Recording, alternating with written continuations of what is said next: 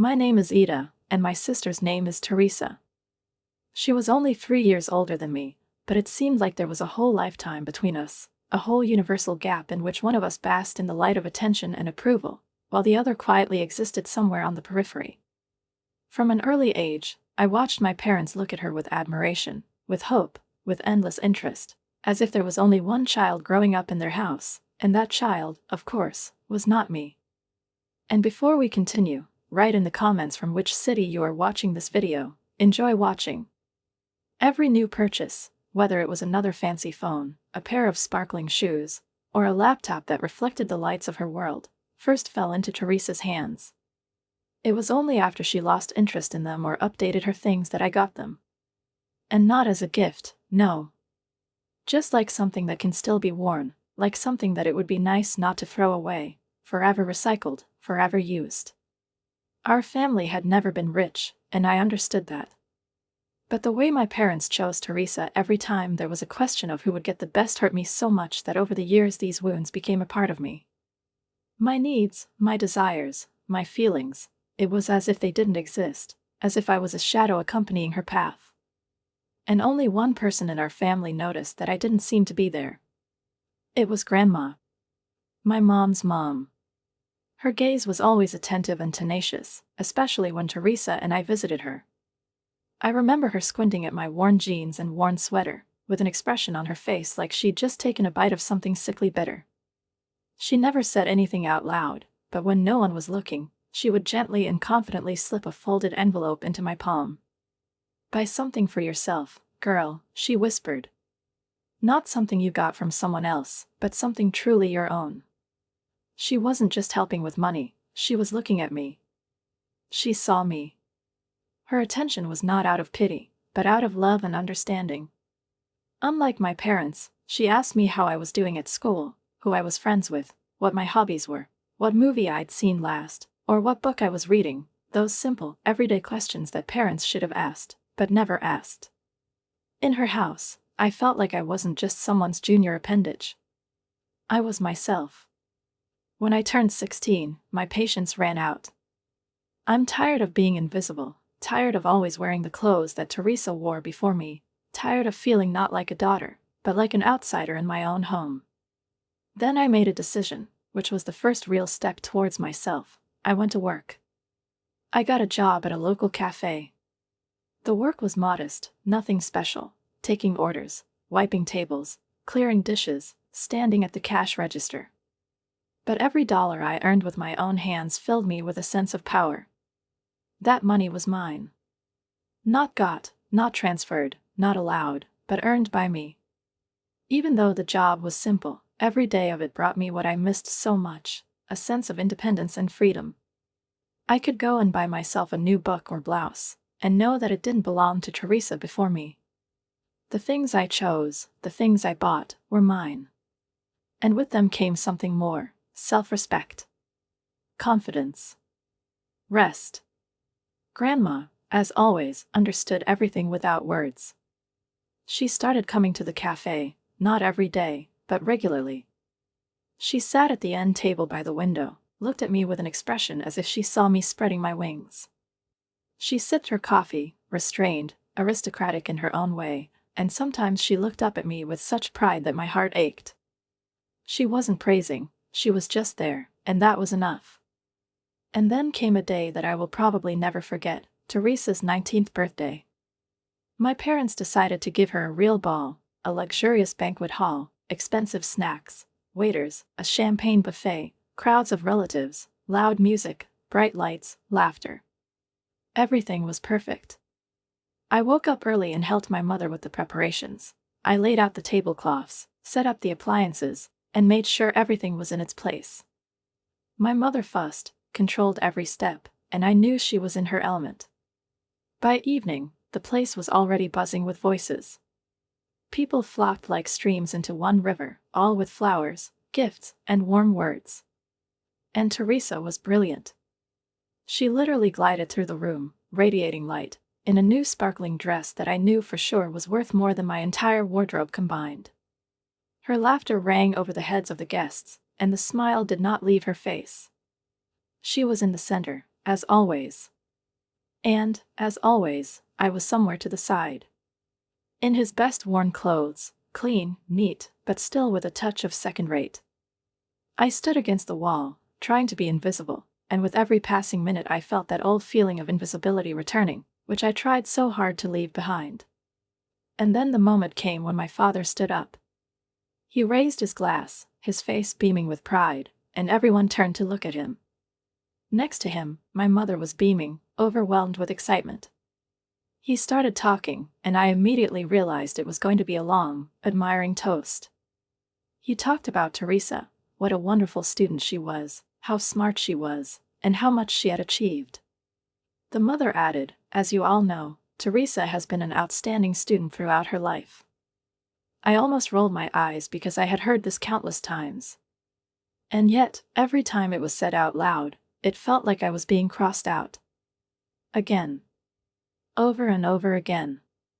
My father, filled with pride, with the same solemn intonation that I heard only in the rarest moments when talking about Teresa, proclaimed, raising his voice slightly to cover the hubbub of the guests, "We are pleased to inform everyone that Teresa will be studying at Preston University this fall."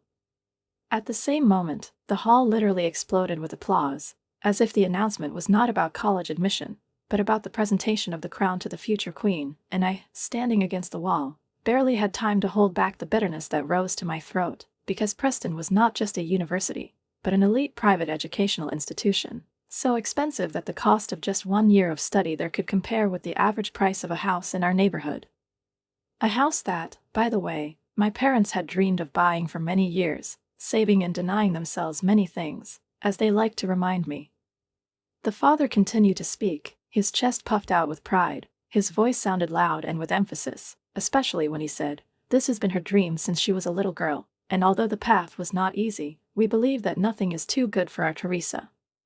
At that moment, Grandma slowly stood up. Her movement was so decisive that even the muffled applause immediately subsided, and in the silence that followed, her stern face, with the usual crease between her eyebrows, suddenly became terribly familiar. It was the same look that I saw more than once when she noticed another one thing on me, or I've heard another phrase that puts Teresa above me.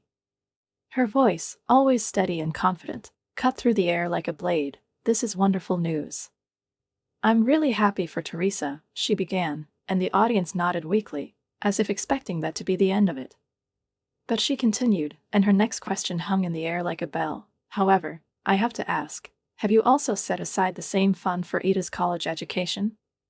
For a moment, and there was such a palpable silence that you could hear the spoons touching the plates. My parents looked as if someone had ripped off their masks. They lowered their eyes. My father looked down, and my mother froze with a nervous expression on her face, as if she couldn't believe that this conversation was happening right now, in front of everyone. My mother, blushing up to her ears, tried to speak, but her voice was trembling. Well, there's still time. Ida hasn't graduated from high school yet." Her words sounded awkward, like a poorly learned line on stage, and before she could finish, Grandma interrupted her with such blunt directness that an invisible chill ran down the backs of the guests. "That's not what I asked, Sandra."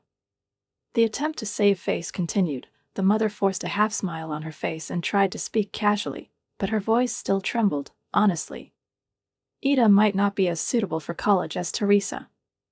Her grades aren't like that. Maybe she'll just keep working at the cafe after school." And then, at that very second, the air seemed to be drained from the room. Everyone sat in silence, frozen, and I, shrinking inside, as if pricked by something sharp, felt something like humiliation, so deep that I couldn't even find where exactly it started, in my heart, in my stomach, in my soul itself. But before I could say anything or even look up, Grandma was already taking out a neatly folded piece of paper from her leather purse. My last report card, the one with round A's and a particularly proud 5+ in chemistry, for which the teacher wrote me thanks by hand. Holding up the report card in the air, like a judge presenting evidence, Grandma said, Are these grades of a person who, in your opinion, is not suitable for college?" She looked around the room, her voice calm, but there was a challenge in it that could make even the most stoic knees tremble. "These are grades that you would know about if you ever asked your youngest child about her school," she said, and at that moment I saw my parents' expressions change from intense shame to something akin to shock. "We didn't know," the father muttered, and it sounded so hollow and unconvincing that the hall, which had been holding its breath, suddenly filled with whispers. Grandma answered sharply. Her voice became hard, like broken glass, sharp and ringing. You don't know because you're too focused on Teresa to realize that you have another daughter. My mother tried to intervene, her voice trembling. Mom, please. But Grandma did not stop, did not give her this loophole. No, you need to listen, she said, and the silence became almost palpable again. Tell me why you didn't save up for Ida's education. And don't lie to me, Sandra. I raised you better. Under the weight of intense attention, as if under the weight of hundreds of eyes, my father finally said what, as it turned out, our whole family knew except for me. We spent all our savings on Teresa's education. A collective sigh, like a wave, swept through the hall. The relatives looked at each other, and I wanted to sink into the ground, disappear, become truly invisible, not because I was ignored, but because I wanted it myself. But Grandma wasn't done. She shook her head, her lips pressed into a thin line, and with a disdain that she didn't even try to hide, she said, So you didn't leave anything to your youngest daughter? She paused, as if giving a chance to realize, and continued, Well, then I'll pay for the tuition. Ed's in college. Every last penny. Because it seems like I'm the only adult in this room who feels the need to treat these girls equally. I sat there, unable to move, torn between gratitude to my grandmother, whose love and justice suddenly turned out to be louder than all the voices in the room, and the desire to disappear, to escape from this overwhelming tension, this clutch of glances, innuendos, whispers. Teresa, meanwhile, as if in another reality, looked at her cake, as if looking for answers in it, which she could not find either in words or in the eyes of others. After that evening, so bright and violent, our house turned into a cold fortress, not in the sense of walls and rooms, but in the sense of silence, frozen, dense. My parents seemed to think that I had somehow staged this whole spectacle, that I had pushed my grandmother to humiliate them in front of the whole family, as if I had known in advance how everything would turn out, and had used her as a weapon of revenge for all the years when I had not been noticed. The response to their unspoken accusations was an icy chill that enveloped our entire communication. Teresa left for Preston University, and with her departure, all the remaining warmth in our home seemed to evaporate like the last steam over a cold cup of tea, leaving behind a void that could not be filled with memories, habits, or even time. My parents, as if they had lost their anchor in the face of their beloved daughter, drifted through the days like ghosts trapped in an old mansion who no longer know why they are here, and did not even deign to look at me, except sometimes, briefly, as if by chance, their eyes rested on me, and in those glances full of a bitter mixture of resentment, guilt, and unspoken condemnation, I read everything they were afraid to say out loud. I was a living reminder of their shame, of the scene that played out in front of the whole family, and which they would probably prefer to erase from their memory forever.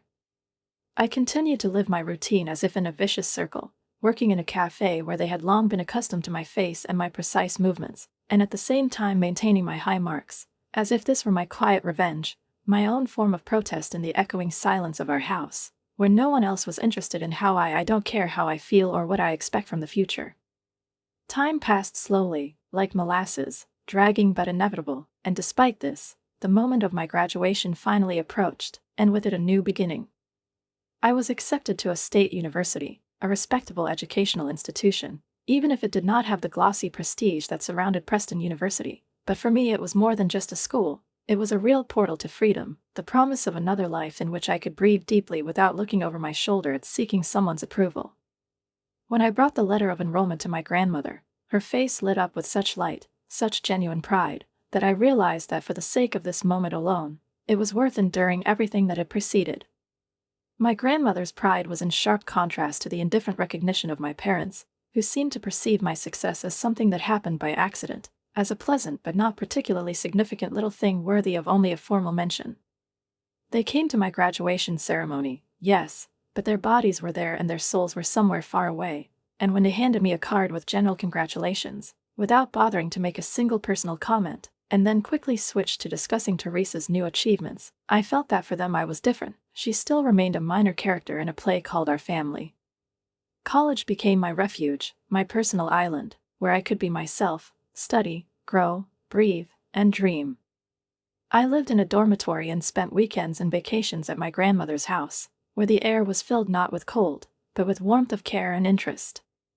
From time to time, I visited my parents, adhering to pre-arranged dates, and each time I knew what to expect. I sat at the table, and they filled the silence with stories about Teresa's new victories, her brilliant graduation with honors, her prestigious job, her relationship with Gabriel, a high-ranking financier, whose connections and wealth they discussed with enthusiastic detail, as if carving out a ticket to the coveted elite.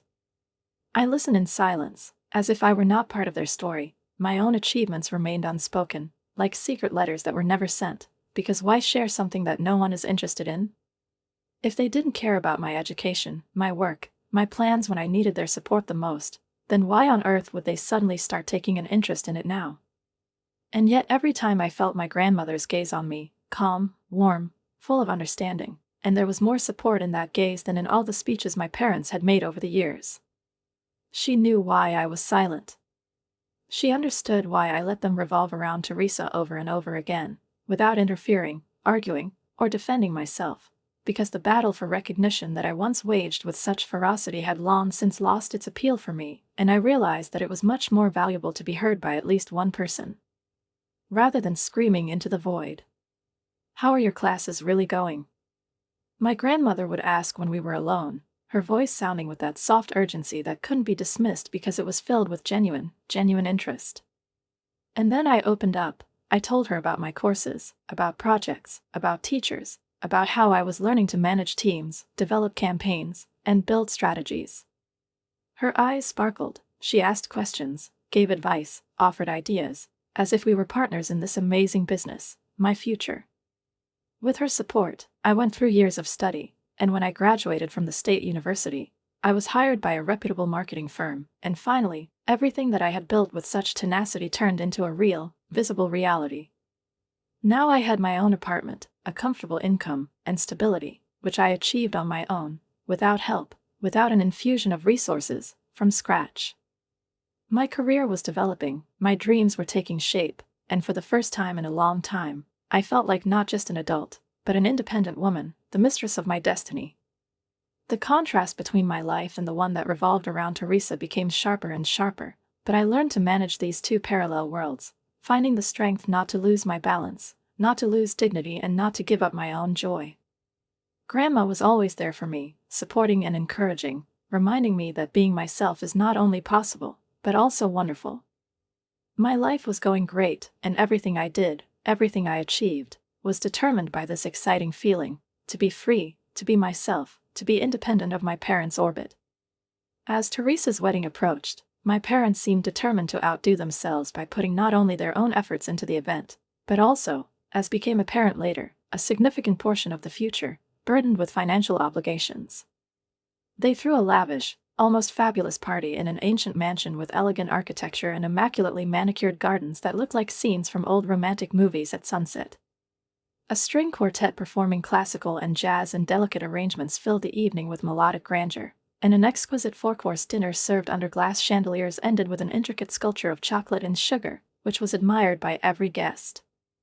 Later, when the passion subsided, I found out that all this splendor was paid for with a loan of $500,000, an amount that sounded in my mind with a hollow echo of alarm. And although my inner doubts about the reasonableness of their decisions haunted me, I kept my thoughts to myself, deciding that this was not the time or place for moralizing, and instead focused on the holiday, on the joy my sister felt, shining in her snow-white dress next to Gabriel, who seemed genuinely friendly and worthy. It's been a couple of years, and now it's my turn. Connor, who I've been with for 4 years, proposed to me. It was so simple, so real, without too much pathos, but with such a depth of feeling that my heart responded without hesitation. We decided to celebrate the engagement at my favorite restaurant, which was cozy, with a homely menu and a soft light that enveloped each guest with its warmth.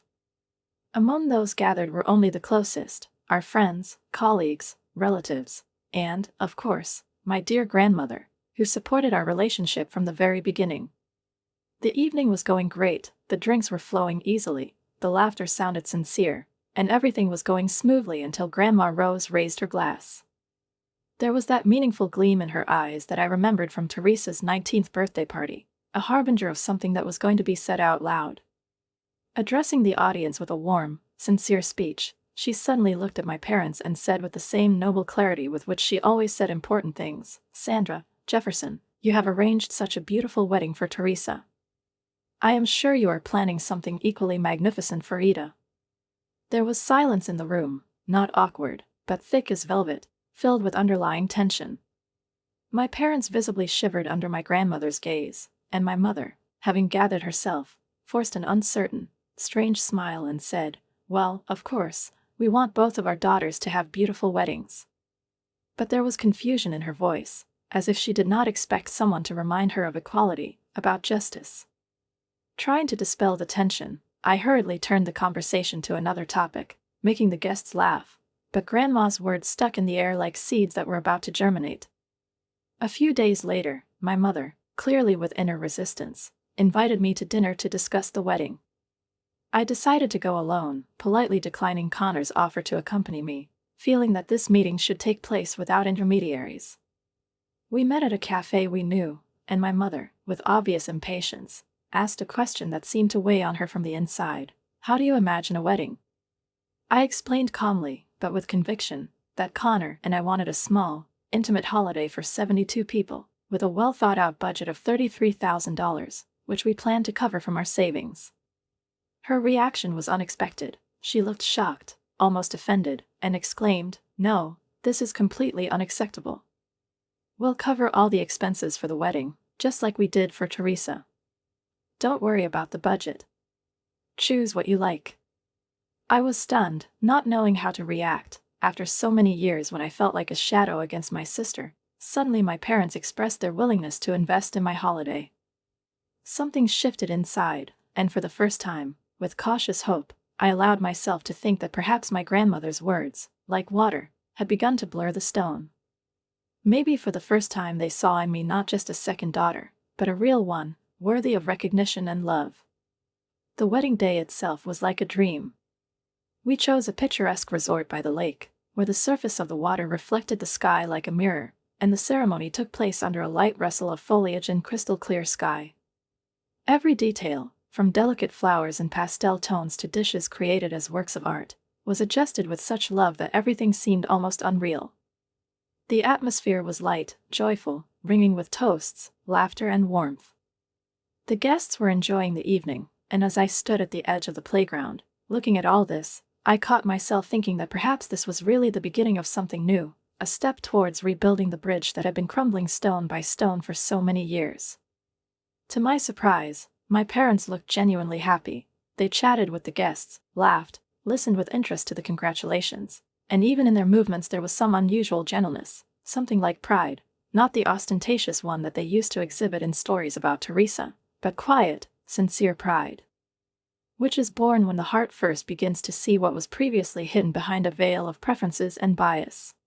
My grandmother, beaming with eyes that reflected the same inextinguishable fire that had warmed me since childhood, imperceptibly took me aside, stealing a moment from the crowd and the bustle of the reception just for the two of us to, as she said, really talk, and whispered in my ear in a voice choked with excitement, "This is exactly what you deserve, honey." She hugged me so tightly, so truly, that for a moment I returned to my childhood, when her hugs were my protection from any grief.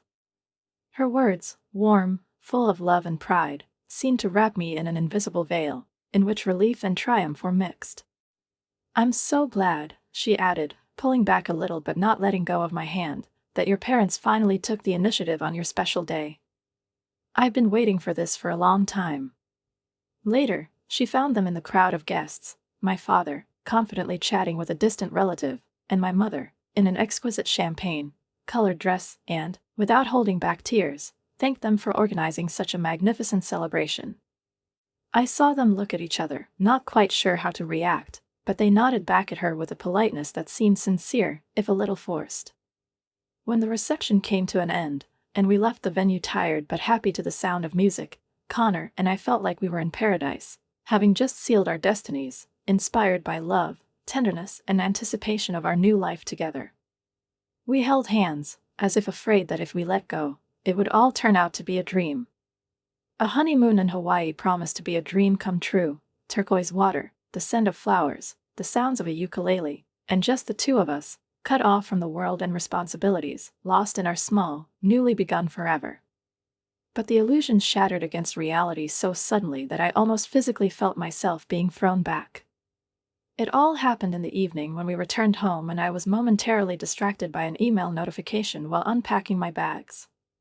His topic, a simple, almost mundane one, wedding expenses, aroused a slight curiosity in me, and, perhaps expecting a breakdown of costs in the form of a souvenir reminder, I opened the letter and read it.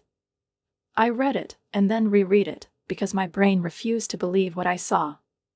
There was a detailed invoice attached to the letter from Mom, which was short and almost casual. "We hope you'll get through this quickly." Amount: $165,000. Payment details are at the bottom. My hands began to tremble, my heart began to pound in my throat, and my mind began to rapidly sink into chaos. It can't be true. Connor, hearing my stifled cry, came over, took the phone from me, and froze, staring at the screen. His face gradually changed from bewilderment to indignation, then to grim determination. Did they send you the bill?" he asked, already knowing the answer. "They insisted on paying for the wedding themselves. There must be some kind of misunderstanding." But neither his tone nor his look convinced either me or himself. We both already knew it wasn't a mistake. It was real. That evening, we sat on the couch in complete silence, only the light of the lamp reflected in the glass of our coffee table, on which lay our laptops, open bank accounts, and saving summaries. I looked at the numbers and whispered, almost without hearing myself, This is the money that Holly and I had been saving," meaning the amount that was supposed to be the first installment for our future home, a place where we wanted to raise children, celebrate holidays, grow old together. Connor suggested talking to my parents first, hoping for an explanation, for a miracle, for at least sincere remorse. But deep down, I already knew that there was no mistake, no misunderstanding. It's just another chapter in that endless book where they play the role of parents only when it's convenient for them, and only until the moment of reckoning arrives. With a heavy heart, as if lowering into the coffin not a dream, but a lifetime, I signed a check for the entire amount, watching as the lines of ink crossed out our plans. As I sealed the envelope, I felt not anger, not even pain, but determination being born inside me. As Connor and I dropped the envelope into the mailbox, I said out loud, clearly and calmly, "I'm done. I won't try anymore. I won't hope. I'm just done." He looked at me, excitedly and quietly asked, "What about your grandmother? Will you tell her?" I didn't answer right away. The words stuck in my throat. The thought was unbearable. "I can't," I whispered, feeling the bitterness spread across my chest like icy water. She was so happy at the wedding. So proud. I can't ruin it. I can't. That night, sleep left me, and as I lay in the dark, I replayed over and over in my head every sign, every moment that I had ignored, their sudden generosity, their misplaced zeal, their rejection of my modest budget. I wanted so much to believe that they had changed. And in this desire, she stepped right into a trap, set with the same dexterity, only now, veiled by love. Once again, I let myself be deceived. Life slowly began to enter a new normal, and it was then, as if according to a script, on a Sunday afternoon, under the sun pouring through the window, Melanie appeared, a family friend known for her obsessive cheerfulness and absolutely inedible fruit pies, which she seemed to bake according to some medieval recipe. She didn't call in advance, didn't warn me, she just appeared on the doorstep with a bright smile and a box in which, as I immediately guessed, the infamous pie was hiding. Without waiting for an invitation, she brushed past me into the living room, saying, "Hey, honey," in a tone that sets the rhythm for the entire meeting. It's probably been 2 years since I last saw her, but as always, she barged in unannounced, saying with her usual ease that she was just nearby and decided to check out how family life treated me. Aunt Melanie, my father's sister, was not just a guest, but a self-proclaimed news anchor in our family, a living bulletin of gossip and half-truths, always eager to get any, even the tiniest, drop of information that could then be passed around the family circle like a coin into a well of rumors. Her visits were rarely brief or casual, there was always a hidden implication in them, as if her goal was not to find out how you were doing, but to find out what you were hiding." She walked in like an actress on a stage, unfolded with the same pomp, and everything in between was a performance staged for the sake of the family circle. When she appeared on our doorstep with a branded box and an even more branded smile, I cringed inwardly, anticipating that her visit would be a test. But outwardly I remained polite. "Can I get you some coffee?" I asked, already knowing that all this was a prelude to something more than a light chat about the weather. "Oh, yes, dear," she sang, sitting down on our sofa with the look of people who are set up for a long visit. "Then we can properly catch up." And as soon as her body touched the pillows, it began, without pause, without foreplay. "I haven't seen your parents for a long time." I silently walked over to the coffee maker, giving myself time to think over the answer. A minute later, under the roar of boiling water, I finally said, "I wouldn't have known." "Didn't you find out?" She repeated, confused for a moment, but her voice was already starting to gain momentum, interest ignited like a spark. "What do you mean?" "I would have found out. These are your parents." I returned with a cup of coffee, put it in front of her and said, leaving no room for ambiguity, "I don't talk to them anymore." Her eyes flashed, as if there was already a camera behind the door. "But why?" She leaned forward, and it was clear from her face that the smell of fresh gossip excited her more than freshly brewed coffee. "They gave you such a beautiful wedding, they're still talking about it," she said with a slight reproach, as if the beautiful celebration was an indulgence for everything. "I'd rather not discuss it," I replied firmly, looking her straight in the eye, and this conversation ended there, as I hoped. However, just 3 days later, my phone started vibrating and chirping with such intensity that at first I thought there was some kind of emergency. But in reality, everything was much more banal and humiliating. Aunt Melanie, in her constant desire to be the center of attention, went on Facebook with a long, dramatic post in which she depicted our conversation in a way that was convenient for her. Overwhelmed with disappointment and condemnation, she wrote, "It breaks my heart to see how ungrateful some children can be these days. I just visited my niece, who told me that she had severed ties with her parents, the very ones who had just arranged a lavish wedding for her. No more respect for family. Parents sacrifice everything, and that's how they get paid. Ungrateful children. Heartbroken. Family values." The comments came immediately, like rain in the middle of summer. Distant relatives, whose names I barely remembered, turned into judges evaluating my life based on fragments of drama presented with aplomb. They called me ungrateful, spoiled, immoral. Even those who had previously ignored family gatherings now marked me in sarcastic remarks, demanding explanations. But the worst of all was my mother's comment under this post, typed in flat, cold lines that seemed to be carved out of ice. "It's true what they say, you never know your children." Some express gratitude and appreciation for everything their parents do for them. Other. "Well, you can certainly tell the difference between my eldest and youngest daughter. A disappointed mother." I read these lines over and over again, and each word stuck into me like a needle, penetrating deeper, poisoning hope. After several hours of restless thinking, staring at the screen, I felt something finally break in me, something that I had been trying to hold on to before the rest of my love, the rest of my naive faith. Suddenly, unexpectedly, I screamed loudly, breaking off in mid-sentence, startling Connor, who immediately rushed to me. "I will no longer be portrayed as the villain in their narrative," I exclaimed, trembling with tension. I got up, went to our closet, took out a check for $165,000, the one I wrote out, sacrificing everything Connor and I had worked and dreamed for, and, holding it in my hands, I felt my hands stop shaking. I took a picture, clear, with the amount clearly visible, and sat down at my laptop. His fingers confidently ran over the keys, giving birth to the truth line by line. Since everyone seems to have their own opinion about my relationship with my parents, I began, "Let me share a real story." I described everything. Yes, they had a wonderful wedding. No, I didn't ask for it. I wanted a modest celebration for $13,000, which I planned to pay for myself. They insisted on a more grandiose event, promising to cover all expenses, as in the case of Teresa. A week after the wedding, they sent me a bill for $65,000, 5 times my budget.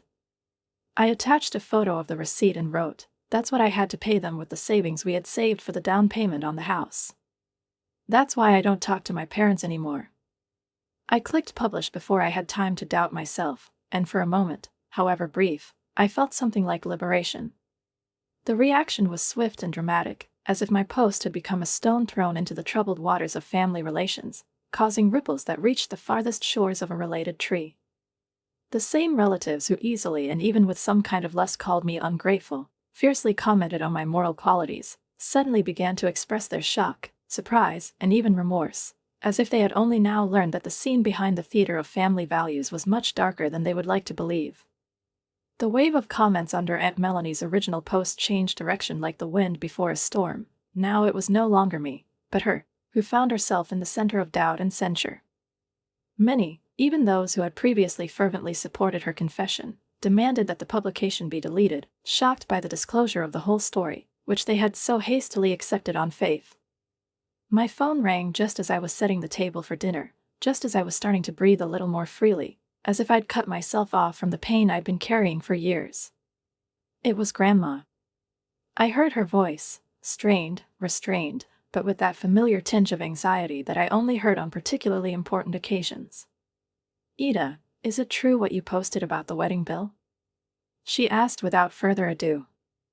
I took a deep breath, sat down at the kitchen chair and told her everything, without hiding any details, without embellishing, without making excuses. I explained how Mom and Dad had rejected my requests for a modest, cozy wedding, how they had insisted on an extravagant, almost theatrical celebration under the guise of generosity, and how just a few days after the honeymoon, we received a staggering bill from them, not just an unpleasant surprise, but a real tripwire that cost us our first savings. Payment for the house. I spoke evenly, slowly, letting each word take its place, and there was a heavy, almost oppressive silence on the other end of the line. When I finished, Grandma finally spoke.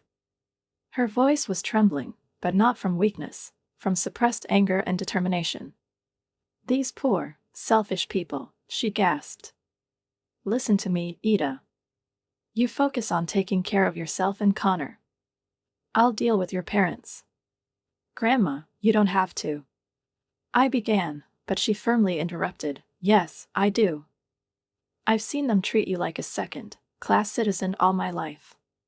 But this is a new low even for them." Her tone became even tougher. "Don't worry about them anymore. I can handle it." After we hung up, I spent the next hour methodically and without hesitation blocking my parents on all possible platforms: phone, email, social media. Everything that connected me to them was severed. I am done with their games, done with their manipulations, done with the illusion that someday they will change, repent, become loving.